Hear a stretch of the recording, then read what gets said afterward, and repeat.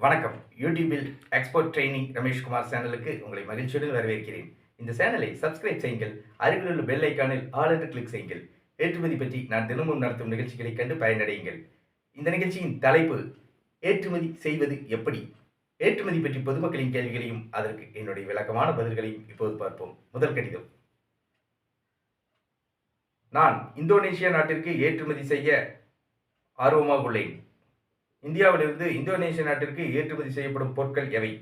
திரு ராஜேந்திரன், புதிய ஏற்றுமதியாளர், கள்ளக்குறிச்சியிலிருந்து கேட்டிருக்கிறார். இவருடைய கேள்விக்கு என்னுடைய பதில். இந்தோனேஷிய நாட்டில் சுமார் 1,00,000 இந்தியர்கள் வசிக்கின்றனர்.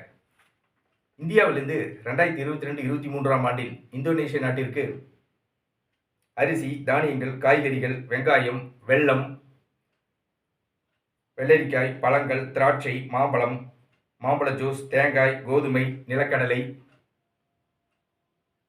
மிட்டாய், முந்திரி, மக்காச்சோளம், மலர்கள், இயற்கை தேன், பால் பொருட்கள், முட்டை, அரைக்கப்பட்ட பொருட்கள் ஆகிய பொருட்கள் ஏற்றுமதி செய்யப்பட்டுள்ளது.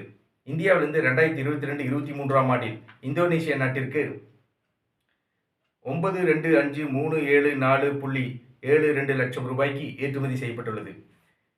நீங்கள் இந்தோனேஷிய நாட்டிற்கு தரமான பொருட்களை ஏற்றுமதி செய்யுங்கள். ஆர்டர்கள் தொடர்ந்து கிடைக்கும். நான் ஏற்றுமதி பற்றிய பயிற்சி வகுப்புகளை நடத்தி வருகிறேன்.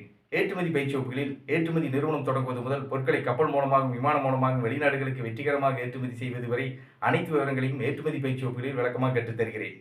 ஏற்றுமதி பயிற்சி வகுப்புகள் நடைபெறவுள்ள தேதி பற்றிய விவரங்களை டிஸ்கிரிப்ஷனில் முழுமையாக கொடுத்துள்ளேன்.